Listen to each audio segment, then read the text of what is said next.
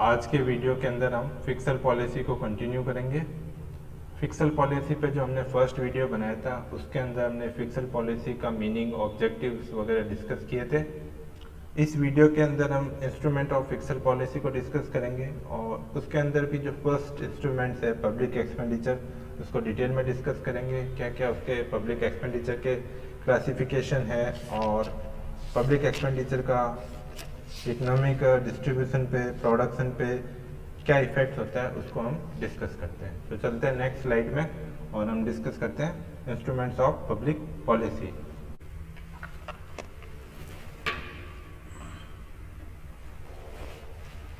Instrument of pixel policy, तो pixel policy में हमने इसके मीनिंग में समझ ही लिया था। इसके मेन इंस्ट्रूमेंट्स क्या क्या है?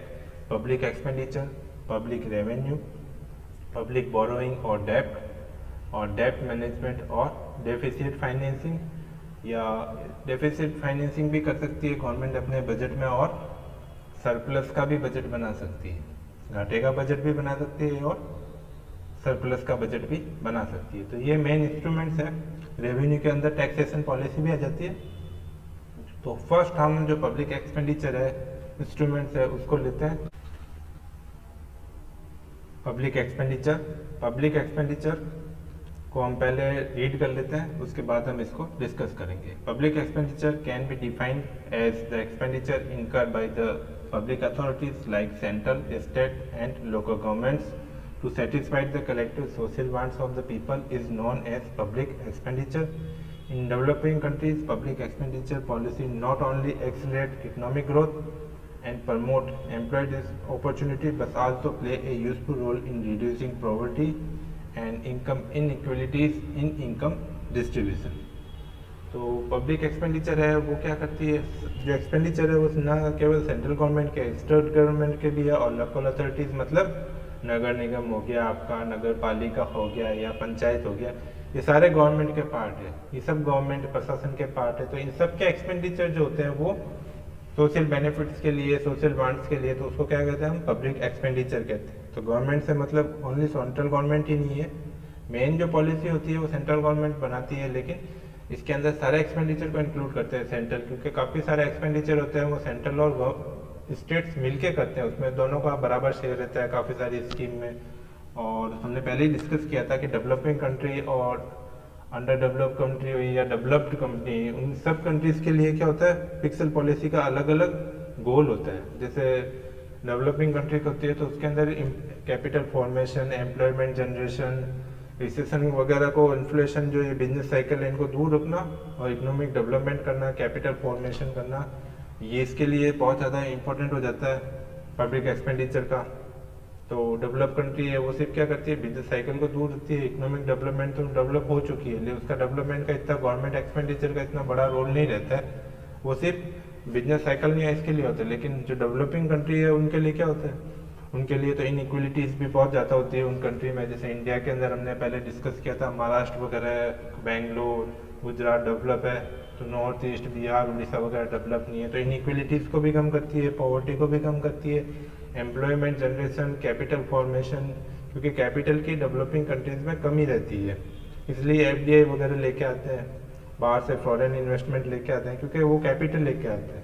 और गवर्नमेंट भी क्या करती है? हेल्प करती है, इंफ्रास्ट्रक्चर डेवलप करती है पब्लिक एक्सपेंडिचर के थ्रू, जिससे क्या होता है? इंफ्रास्ट्रक्चर तैयार होता है तो देश का जो प्राइवेट सेक्टर है वो भी प्रमोट करता है, इंडस्ट्रीज वगैरह लगाता है और फॉरेन इन्वेस्टमेंट आने के भी चांसेस बढ़ जाते हैं। तो पब्लिक एक्सपेंडिचर के थ्रू क्या होता है? कैपिटल फॉर्मेशन भी होता है, एक तो सोशल बेनिफिट्स तो होता है, ये लोगों को सब्सिडी देते हैं, पुअर्स की हेल्प करते हैं, जो बेसिक फैसिलिटीज़ है, मेडिकल, एजुकेशन वगैरह वो प्रोवाइड करवाती है गवर्नमेंट, और डेवलपमेंट भी करती है, इंफ्रास्ट्रक्चर का डेवलपमेंट करके इंडस्ट्रीज को बढ़ाती है और फॉरेन इन्वेस्टमेंट को भी बढ़ाती है, जिससे कैपिटल फॉर्मेशन होता है और एम्प्लॉयमेंट जनरेशन होता है, जीडीपी में की ग्रोथ होती है और देश का इकोनॉमिक डेवलपमेंट होता है। किसके थ्रू? पब्लिक एक्सपेंडिचर के थ्रू। और ये एक पार्ट है फिक्सल पॉलिसी का, एक इंस्ट्रूमेंट है। नेक्स्ट स्लाइड में हम देखते हैं कि क्लासिफिकेशन ऑफ पब्लिक एक्सपेंडिचर। तो पब्लिक एक्सपेंडिचर किस किस टाइप्स के हो सकते हैं, उनका क्या क्या क्लास अलग अलग, उनकी कौन कौन सी क्लास है, उसके बेसिस पे हम उनको रीड करेंगे। तो फर्स्ट है फंक्शनल क्लासिफिकेशन। जो फंक्शंस है, फंक्शंस के बेसिस पे भी उनका क्लासिफिकेशन किया हुआ है, बंटवारा किया हुआ है। इससे कितना डिफेंस में खर्च होगा, ये एक डिफेंस का कार्य फंक्शन हो गया। एजुकेशन पे, एग्रीकल्चर पे, मेडिकल पे, और कितना सब्सिडी देना है, कितना इंडस्ट्रियल डेवलपमेंट के लिए लेना है, कितना इंफ्रास्ट्रक्चर डेवलपमेंट के लिए देना है। तो ऐसे इस बेसिस पे जो फंक्शन, जो अलग अलग फंक्शन है डिफेंस के, मेडिकल के, एजुकेशन के, उनके क्लासिफिकेशन उनके बेसिस पे हो सकता है। उसको क्या कहते हैं हम, फंक्शनल क्लासिफिकेशन। तो जैसे जो जिस सेक्शन में, डिफेंस में, एजुकेशन में जितना जितना पैसा डालेगी, उसके बेसिस पे पब्लिक एक्सपेंडिचर का क्लासिफिकेशन हम कर सकते हैं। सेकेंड क्लासिफिकेशन के अंदर है रेवेन्यू एंड कैपिटल एक्सपेंडिचर। अब गवर्नमेंट के काफ़ी सारे एक्सपेंडिचर जो होते हैं वो हर साल होते हैं। जैसे हर साल से एम्प्लॉयज़ की सैलरी हो गई, या डिफेंस में जो अपने एम्प्लॉय काम कर रहे हैं हमारे देश के जो जवान हैं उनकी सैलरी हो गई, मेडिकल पे जो हर साल इनकर्ड होने वाला एक्सपेंसेज है, जिनमें बढ़ोतरी भी होती रहती है कुछ, लेकिन वो हर साल होते हैं, वो वापस है ना, वापस रिपीटिव होते हैं खर्चे। जैसे सैलरी हर साल देनी पड़ती है, हर साल मेडिकल में जो इंस्ट्रूमेंट्स वगैरह, मेडिसिन वगैरह खरीदनी रहती है। तो ये क्या होता है, एक तरीके से रेवेन्यू होता है, जो प्रशासन चलाने के लिए जो खर्च करते हैं, ऑपरेटिंग एक्सपेंसेज एक तरीके से हो गया गवर्नमेंट एंटरप्राइजेस को चलाने का, तो वो होता है रेवेन्यू एक्सपेंडिचर। तो कैपिटल एक्सपेंडिचर के अंदर इंफ्रास्ट्रक्चर जो तैयार करती है, जैसे पुल बनाया, तो पुल बना तो एक बार तो वो काफ़ी टाइम के लिए क्या होगा, लोगों को और पीने के पानी या फसलों को जो पानी की व्यवस्था होना, वो बांध के थ्रू हो जाती है। लोगों की ज़्यादा बरसात वगैरह में फसलें खराब नहीं होती है, बांध पानी को जो है वो जमा करके रखती है। या रोड बनाते हैं नए नए, बिजली वगैरह के जो लगते हैं इंफ्रास्ट्रक्चर, तो वो क्या होता है, वो एक बार होने वाला खर्चा होता है, वो काफ़ी सालों तक रिटर्न देता है। जब वो होता है कि उसकी लाइफ खत्म हो जाती है, तभी उसमें उस तरीके का कैपिटल एक्सपेंडिचर वापस होता है। तो ये रेवेन्यू एक्सपेंडिचर रहते हैं वो ज़्यादा करके होते हैं, प्रोडक्टिव कम होते हैं, सैलरी वगैरह वो जो देते हैं। प्रोडक्टिव तो एक तरीके से होता ही है, इसके जनता के हाथ में पैसा जाता है, वापस उसका खरीद करता है। लेकिन जो कैपिटल एक्सपेंडिचर होते हैं वो इंफ्रास्ट्रक्चर को तैयार करते हैं, और रेवेन्यू जो हर साल इनकर्ड होते हैं। थर्ड है ट्रांसफर और नॉन ट्रांसफर एक्सपेंडिचर। अब ट्रांसफर एक्सपेंडिचर के अंदर क्या होता है, इसके अंदर क्या होता है, ट्रांसफर एक्सपेंसिस में गवर्नमेंट को कोई रिटर्न नहीं मिलता है वापस। जैसे सब्सिडी दे दी, बेरोजगारी भत्ता दे दिया, अनएम्प्लॉयमेंट अलाउंसेस वगैरह मिलते हैं ना, ओल्ड पर्सन होते हैं उनको भी पेंशन देती है गवर्नमेंट, या इंटरेस्ट पेमेंट करती है। ये सब जो वेलफेयर के जो वीकर सेक्शन के जो सब्सिडी या किसी को ना वो देना, स्कॉलरशिप देना, ये सब सारे एक्सपेंसेज क्या होता है, ट्रांसफर एक्सपेंसेज होते हैं, जिसका क्या होता है वापस रिटर्न नहीं आता है। लेकिन काफ़ी सारे जो एक्सपेंसेज होते हैं उसमें गवर्नमेंट को क्या होता है, कुछ इनकम होती है, उसको गवर्नमेंट को कुछ आउटपुट मिलता है। जैसे पावर ट्रांसपोर्ट या इरिगेशन, इसमें क्या होता है गवर्नमेंट को वापस रिटर्न मिलता है। जैसे पावर सप्लाई कर रही है तो गवर्नमेंट को क्या होता है, ये भी एक तरीके से गवर्नमेंट का एक्सपेंडिचर है, पावर सेक्टर में पावर जनरेट करना, फिर उसको बनाने की कॉस्ट वगैरह। लेकिन जब गवर्नमेंट उसको वापस देती है तो क्या करती है गवर्नमेंट, उससे कुछ रेवेन्यू लेती है। और काफ़ी सारी कॉलेज वगैरह में भी आपके थोड़ी बहुत रेवेन्यू होती है। जो ऐसे जो एक्सपेंडिचर होते हैं हेल्थ पे, एजुकेशन पे या फैमिली वेलफेयर, जिससे गवर्नमेंट को हमको कुछ ना कुछ पे कर रहे हैं। जैसे हॉस्पिटल में भी जाते हैं तो 10 रुपये की पर्ची कटाते हैं आप लोग, या कुछ मेडिसिन का पैसा देते हैं, तो कुछ ना कुछ गवर्नमेंट को रेवेन्यू होती है। जिस एक्सपेंडिचर के अंदर गवर्नमेंट को रेवेन्यू होती है वो क्या हो जाते हैं, नॉन ट्रांसफर एक्सपेंडिचर। और जिसमें गवर्नमेंट को रेवेन्यू बिल्कुल नहीं होती, सब्सिडी दे दी तो गवर्नमेंट को सब्सिडी के बदले में कुछ नहीं मिलने वाला है। ओल्ड पर्सनस को अगर गवर्नमेंट ने पेंशन दे दी, अनएम्प्लॉयमेंट अलाउंसेस दे दिया, सब्सिडीज दे दी किसी बिजनेस या इंडस्ट्रीज को, तो गवर्नमेंट को रिटर्न में कुछ नहीं मिलने वाला है। ये सारे एक्सपेंडिचर कैसे हो गए, नो ट्रांसफर एक्सपेंडिचर हो गए, और जिसमें रिटर्न या इनकम मिलता है वो नॉन ट्रांसफर एक्सपेंडिचर हो गए। अब फोर्थ है प्रोडक्टिव एंड अनप्रोडक्टिव। प्रोडक्टिव से मतलब जो गवर्नमेंट कोई खर्चा करती है तो उस खर्चे के बदले में अगर कुछ रिटर्न मिलता है, जैसे प्रोडक्शन बन जाता है, तो वो तो क्या प्रोडक्टिव खर्चा होता है। गवर्नमेंट ने रोड बनाई तो क्या हुआ, रोड से बनने से क्या हुआ, लोगों को एम्प्लॉयमेंट भी मिला, लोगों के हाथ में पैसा है, लोगों ने वापस उसको परचेज करने के लिए खर्च किया, तो क्या हुआ, डिमांड बढ़ी ना, तो उसके बेसिस पे प्रोडक्शन भी बढ़ जाएगा। लोगों के, गवर्नमेंट ने रोड बनाई तो काफ़ी सारे लोगों से मटेरियल खरीदा होगा, तो उनको भी बेनिफिट हुआ। तो ये क्या सारा प्रोडक्टिव है। इसके अंदर क्या होता है, लोगों के हाथ में पैसा जाता है तो उनकी परचेजिंग पावर बढ़ती है। अब अनप्रोडक्टिव के अंदर क्या होता है कि ये ना उत्पादन में कोई वृद्धि नहीं होती है, प्रोडक्शन में कोई भी इजाफा नहीं होता है। जैसे सब्सिडी दे दी या वो दे दी, वो लोगों का जो उससे क्या होता है कि उससे ज़्यादा ना प्रोडक्शन नहीं बढ़ता है, क्योंकि उसके अंदर कोई नई चीज़ तो बनी नहीं प्रोडक्टिव। जैसे गवर्नमेंट ने डेवलपमेंट का इंफ्रास्ट्रक्चर पर खर्च किया तो उसके अंदर तो क्या रोड बन के तैयार हुई, पुल बन के। लेकिन सब्सिडी और ये जो गवर्नमेंट देती है, किसी इंडस्ट्रीज़ को सब्सिडी देती या पेंशन या कुछ लोगों को जो गैस वगैरह पे सब्सिडी मिलती है, उसके अंदर क्या होता है कुछ नया प्रोडक्टिव नहीं होती है। गवर्नमेंट का एक्सपेंडिचर हो जाता है लेकिन कुछ प्रोडक्शन में इंक्रीज नहीं होता है, कुछ नई चीज़ बन के नहीं आती है, तो वो अनप्रोडक्टिव होता है। फिफ्थ है development and non development expenditure. Development भी वैसे हो गए जैसे प्रोडक्टिव एक्सपेंडिचर हो गए, उसके अंदर क्या डेवलपमेंट पे खर्च कर रही है गवर्नमेंट। जैसे गवर्नमेंट पुल बना रही है, ब्रिज बना रही है, आप लोगों के लिए सड़कें, जो बेसिक फैसिलिटी है, इलेक्ट्रिसिटी वाटर वगैरह की फैसिलिटी हो गई, ये ऐसा है डेवलपिंग खर्चे। और नॉन डेवलपिंग खर्चों के अंदर क्या आ जाता है, जो गवर्नमेंट को ना कुछ डेवलपमेंट के काम में नहीं होते हैं, अनप्रोडक्टिव खर्चे एक तरीके से हो गए। जो इसके अंदर क्या होता है कि कुछ है ना गवर्नमेंट को प्रोडक्शन नहीं मिलता है, कुछ प्रोडक्शन में जिसमें इंक्रीज नहीं होता है, वो एक तरीके से नॉन डेवलपमेंट एक्सपेंडिचर होते हैं। सिक्स है ग्रांट एंड परचेज। अब ग्रांट के अंदर तो क्या होती है, गवर्नमेंट ओल्ड वही है एक तरीके से, ये ट्रांसफर एक्सपेंसेज हो गए। ओल्ड आदमियों को, जो ओल्ड एज पर्सन होते हैं, उनको पेंशन देना, अनएम्प्लॉयमेंट को ना अलाउंसेस देना, सब्सिडी देना, सोशल इंश्योरेंस वगैरह, जो गवर्नमेंट बिना किसी फीस के एक्सपेंडिचर करती जा रही है और उसमें प्रोडक्शन भी नहीं बढ़ रहा और उसको कुछ रिटर्न भी नहीं मिल रहा है, तो वो क्या हो जाती है एक तरह से ग्रांट देती। ग्रांट हो गया ना एक तरह से, ग्रेस वगैरह या सब्सिडी अनुदान वगैरह, ये सब क्या होता है ग्रांट के अंदर आता है। और कुछ जो होता है कि उसके अंदर गवर्नमेंट को कुछ मिलता है, जैसे गवर्नमेंट एम्प्लॉयज़ को सैलरीज वेजेस वगैरह देते हैं, तो उसके अंदर क्या होता है वो काम करके देता है गवर्नमेंट को। जैसे मैं एक गवर्नमेंट एम्प्लॉय हूँ तो मैं आप लोगों को पढ़ा के दे रहा हूँ, तो गवर्नमेंट का कुछ काम कर रहा हूँ ना, तो उसके बदले में मेरे को सैलरी मिल रही है। और भी आपके फादर्स वगैरह बैंक्स में होंगे या कोई गवर्नमेंट सेक्टर में होंगे, तो वो कुछ काम करके देते हैं गवर्नमेंट का, और उसके बाद जो उसको सैलरी मिलती है वो उसको डिमांड में हम यूज़ करते हैं, हम मार्केट से डिमांड करते हैं, प्रोडक्शन भी बढ़ता है, तो एक साइकिल चलती रहती है कि कुछ इनकम या कुछ है ना हम कुछ गवर्नमेंट को काम करके देते हैं या गवर्नमेंट को इनकम करके देते हैं। तो उससे वो ये क्या हो गया एक तरीके से परचेज प्राइस हो गया कि हम ये परचेज प्राइस टाइप का एक्सपेंडिचर हो गया। और ग्रांट के अंदर कुछ भी गवर्नमेंट को रिटर्न नहीं मिलता है। लास्ट सेवंथ है क्लासिफिकेशन अकॉर्डिंग टू बेनिफिट्स। अब काफ़ी सारा एक्सपेंडिचर होता है, वो सबको बेनिफिट्स करते हैं। जैसे फ्री मेडिकल दे दिया राजस्थान में, तो क्या हुआ पब्लिक हेल्थ के ऊपर खर्चा कर दिया, अब सब लोगों को मिल रहा है, कोई भी गवर्नमेंट हॉस्पिटल में जाके इलाज कर सकता है।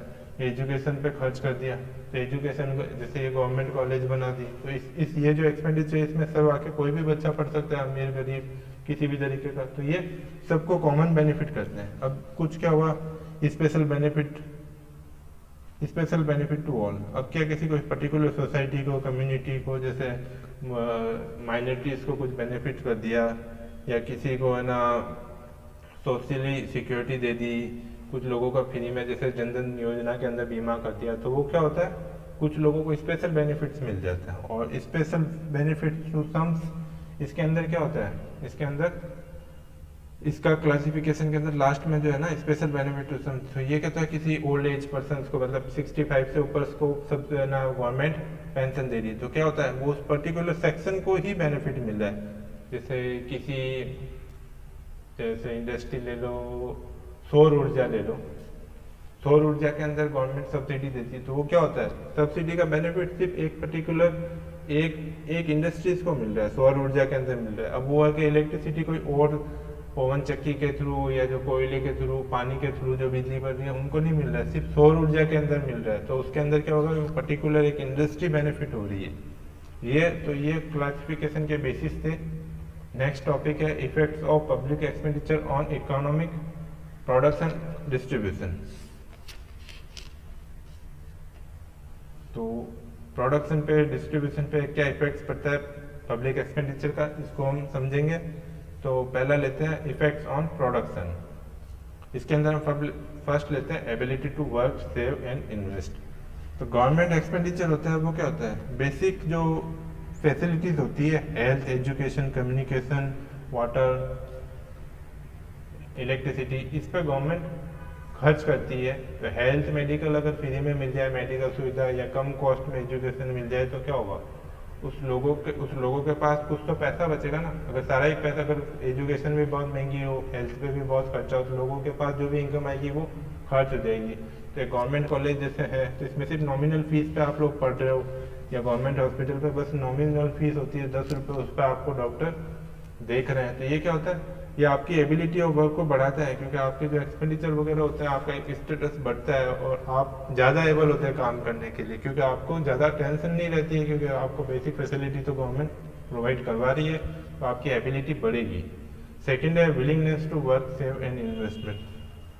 तो इसके अंदर क्या होता है कि विलिंगनेस जरूर कम हो जाती है, एबिलिटी तो आप लोगों की बढ़ जाती है, क्योंकि आप मेडिकली और एजुकेशन आपको फ्री में फैसिलिटी मिल जाती है, लेकिन विलिंगनेस, जैसे अनएम्प्लॉयमेंट सब्सिडी मिलने लग जाती है, अनएम्प्लॉयमेंट अलाउंसेस गवर्नमेंट देना शुरू कर देती है, उसके अंदर क्या होता है, लोगों को काम करने की इच्छा नहीं होती, क्योंकि सैलरी की जगह अभी है ना वो अनएम्प्लॉयमेंट अलाउंसेस मिल रहा है, तो कौन काम करना चाहेगा जब घर पे अलाउंसेस मिल रहे हैं। अभी कोरोना पीरियड में अमेरिका में अलाउंसेस बांटने लग गए थे, जो भी जिनको घर से बाहर नहीं जा रहे थे लोगों को, कि उनकी मिनिमम रिक्वायरमेंट पूरा हो सके, तो उनका स्टैंडर्ड वो बना हुआ है। तो काफ़ी लोग क्या है फिर अनएम्प्लॉयमेंट अलाउंसेस के भरोसे ही थे, वो काम करना ही नहीं चाहते थे, उनकी विलिंगनेस ही खत्म हो गई थी।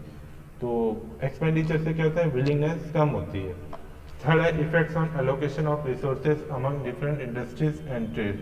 तो गवर्नमेंट चाहती है कि इंडस्ट्रीज को प्रमोट करना चाहती है, तो एलोकेशन पे जरूर फर्क पड़ता है। गवर्नमेंट चाहती है एक्सपोर्ट बढ़े, तो उसको सब्सिडी देगी, टैक्स के वापस क्रेडिट देगी, या किसी पर्टिकुलर इंडस्ट्रीज को या पर्टिकुलर ग्रुप को, तो वो क्या होगा, इफेक्ट एलोकेशन का शिफ्ट कर सकती है गवर्नमेंट। अगर गवर्नमेंट चाहती है कि ना सौर ऊर्जा बढ़े और बाकी जो इलेक्ट्रिक के सोर्सेज है वो उसको कम हो, तो काफ़ी सारी, या गवर्नमेंट जैसे अभी आप देखो ना इलेक्ट्रिक गाड़ियाँ है, अभी गवर्नमेंट ने रिसेंटली अनाउंस किया कि 2 लाख गाड़ी जो फर्स्ट इलेक्ट्रिसिटी की कारें बिकेगी उसके ऊपर रजिस्ट्रेशन फीस 0 लगेगी, या आरटीओ वगैरह की जो फीस है वो 0 रुपये लगेगी। तो एक तरीके से क्या हुआ, गवर्नमेंट प्रमोट करना चाहती है पर्टिकुलर इंडस्ट्रीज को, इलेक्ट्रिक कारें बढ़े जिससे पॉल्यूशन कम हो। तो अगर गवर्नमेंट अगर चाहती है तो लोकेशन को शिफ्ट कर सकती है इंडस्ट्री, या किस ट्रेड में ज़्यादा कोई इंडस्ट्री या ट्रेड को बेनिफिट करना है तो गवर्नमेंट ये टैक्सेशन पॉलिसी या कुछ ऐसी पॉलिसी के थ्रू उसका चेंज कर सकती है। तो इसका क्या डिस्ट्रीब्यूशन पे फर्क पड़ता है। थर्ड है, सॉरी सेकंड, फर्स्ट के अंदर हमने 3 पॉइंट कर लिया, अब सेकंड है इफेक्ट्स ऑन डिस्ट्रीब्यूशन। तो गवर्नमेंट क्या करती है कि डिस्ट्रीब्यूशन को चेंज करती है फिक्सल पॉलिसी के थ्रू। जैसे हमने पहले ही डिस्कस कर लिया था ऑब्जेक्टिव के अंदर, गवर्नमेंट क्या करती है, टैक्सेशन तो सबके लिए रेट समान है अब, लेकिन कॉर्पोरेट सेक्टर वगैरह जो धनी स्टेट्स है, जो अमीर स्टेट्स है, रिच स्टेट्स है, जैसे महाराष्ट्र बेंगलोर वगैरह, वहाँ इंडस्ट्री ज़्यादा है, कॉर्पोरेट सेक्टर ज़्यादा है, तो वहाँ से टैक्स का कलेक्शन तो ज़्यादा है, लोगों का प्रोडक्शन भी ज़्यादा है, तो एक तरीके से क्या है, टैक्सेस भी ज़्यादा है, इनडायरेक्ट टैक्सेस और डायरेक्ट टैक्सेस दोनों ज़्यादा है। लेकिन गवर्नमेंट क्या करती है, उस पैसे को ले जाके नॉर्थ ईस्ट में जो गरीब स्टेट है उसमें ज़्यादा खर्च कर सकती है। तो क्या होता है, डिस्ट्रीब्यूशन को भी गवर्नमेंट शिफ्ट कर सकती है। तो ये भी इफेक्ट्स होता है डिस्ट्रीब्यूशन पे, कि जो है ना इस फिक्सल पॉलिसी की एक्सपेंडिचर के थ्रू क्या होती है, उनकी भी परचेसिंग पावर बढ़ा सकती है। वहाँ खर्च करेगी तो लोगों के हाथ में पैसा जाएगा वो स्टेट्स में, तो उनके डिस्ट्रीब्यूशन को क्या होता है, शिफ्ट कर सकती है। इससे उसका मोबिलाइजेशन हो गया ना, यहाँ से टैक्स का पैसा लिया, वहाँ टैक्स का पैसा कम आ रहा है लेकिन वहाँ एक्सपेंडिचर ज़्यादा होता है। थर्ड है इफेक्ट्स ऑफ कंजम्पशन। कंजम्पशन पे भी फर्क पड़ता है, कंज्यूम करना भी है ना लोगों का फर्क है। जैसे पुअर पीपल होता है, अब उसको क्या था, मेडिकल हेल्थ एजुकेशन वगैरह जो बेसिक फैसिलिटी मिल गई, तो उसका क्या हुआ, उसके पास जो अपनी इनकम है वो बच गई, तो वो क्या करता है, उस पैसे को ज़्यादा खर्च कर सकता है। गवर्नमेंट उसको सब्सिडी भी दे सकती है, बेरोजगारी भत्ता भी दे सकती है, तो पुअर लोगों को क्या होगा, कंजम्पशन पे इफेक्ट पड़ेगा, वो ज़्यादा कंजम्पशन के लिए डिमांड करने लग जाएंगे, क्योंकि उनके जो इनकम है ना हाथ में, गवर्नमेंट उनकी ऐसी स्कीम्स बना रही है कि उनको ज़्यादा इनकम बढ़े, उनकी इनकम बढ़े, उनके हाथ में ज़्यादा पैसा है, तो क्या हुआ, उनका कंजम्पशन बढ़ेगा। फोर्थ है इफेक्ट्स ऑन इकोनॉमिक स्टेबिलिटी। जैसे रिसेशन, डिप्रेशन या इन्फ्लेशन आता है, उसके अंदर क्या होता है, गवर्नमेंट पब्लिक एक्सपेंडिचर है उससे कंट्रोल कर देती है। गवर्नमेंट क्या करती है, भाई बहुत ज़्यादा इन्फ्लेशन हो रही है, लोगों के परचेसिंग पावर बहुत ज़्यादा बढ़ गई है, प्राइसेस बहुत ज़्यादा हाइक हो रही है, तो गवर्नमेंट क्या करती है, अपने पार्ट का जो एक्सपेंडिचर है डेवलपमेंट वगैरह पर खर्च करती है, उसको थोड़े टाइम के लिए रोक देती है, सड़क वगैरह के काम, ब्रिज वगैरह के काम, तो गवर्नमेंट सब्सिडी कम कर देती है, टैक्स बढ़ा देती है, तो लोगों के हाथ से क्या होता है, एक्सपेंडिचर गवर्नमेंट कम करती है तो लोगों के पास, जैसे सड़क बना रही है तो सीमेंट भी खरीदेगी गवर्नमेंट, सरिया भी खरीदेगी, खूब सारे जो भी मटेरियल आएगी खरीदेगी। अगर गवर्नमेंट इस काम को अगर कम कर देगी तो क्या होगा, एक्सपेंडिचर को जैसे ही कम किया लोगों का सेल कम हो जाएगी तो उनका प्रॉफिट कम हो जाएगा, पैसा उनके हाथ में कम होना आ जाएगा, लेबर के हाथ में पैसा नहीं आएगा, नहीं बनेगी रोड तो एम्प्लॉयमेंट नहीं मिलेगा, तो क्या होगा, लोगों के हाथ से पैसा धीरे धीरे सब कम हो जाएगा और उससे क्या इन्फ्लेशन कंट्रोल में आ जाएगी। जैसे रिसेशन है, गवर्नमेंट क्या कर सकती है, टैक्स में छूट दे सकती है, सब्सिडी दे सकती है, अपने एक्सपेंडिचर को बढ़ा सकती है, उससे क्या होगा, रिसेशन दूर हो जाएगी। जैसे गवर्नमेंट एक्सपेंडिचर बढ़ाएगी अपने सेक्टर्स में, इंफ्रास्ट्रक्चर को बढ़ाएगी, तो फिर प्राइवेट जो सेक्टर है वो भी ज़्यादा उत्साहित हो जाएगा, वो भी ज़्यादा क्या है, इंफ्रास्ट्रक्चर बढ़ने से उसमें भी एक तरीके से साइकिल गवर्नमेंट इसको चला सकती है अपने एक्सपेंडिचर को, जो चक्कर जो रुक जाता है, इकोनॉमी का पहिया रुक जाता है, उसको वापस स्टार्ट कर सकती है। फिफ्थ है effects on economic growth. Expenditure का ग्रोथ से सीधा रिलेशन है, अगर इंफ्रास्ट्रक्चर बढ़ेगा गवर्नमेंट पब्लिक एक्सपेंडिचर के थ्रू या गवर्नमेंट एक्सपेंडिचर के थ्रू, तो इंफ्रास्ट्रक्चर बढ़ेगा तो क्या होगा, ज़्यादा इंडस्ट्री बढ़ेगी, ज़्यादा एम्प्लॉयमेंट, ज़्यादा प्रोडक्शन, ज़्यादा डिमांड, तो क्या होगा, नेशनल इनकम बढ़ेगी, जीडीपी बढ़ेगी और जो डेवलपमेंट की रेट है वो भी बढ़ेगी, देश का इकोनॉमिक ग्रोथ होगा। तो पब्लिक एक्सपेंडिचर से ग्रोथ बढ़ भी सकती है, बढ़ती है एक्सपेंडिचर के अंदर, ठीक है। तो ये भी जो डेवलपिंग कंट्री है उनके लिए बहुत ही इंपॉर्टेंट टूल है एक्सपेंडिचर। तो हमने आज जो पहला इंस्ट्रूमेंट है इस वीडियो के अंदर पब्लिक एक्सपेंडिचर, उसको डिस्कस कर लिया, उसके क्या क्लासिफिकेशन थे और उसके इफेक्ट्स क्या होते हैं प्रोडक्शन और डिस्ट्रीब्यूशन पे। नेक्स्ट वीडियो में हम दूसरा इंस्ट्रूमेंट लेंगे, पब्लिक रेवेन्यू। इस वीडियो में इतना ही, थैंक यू।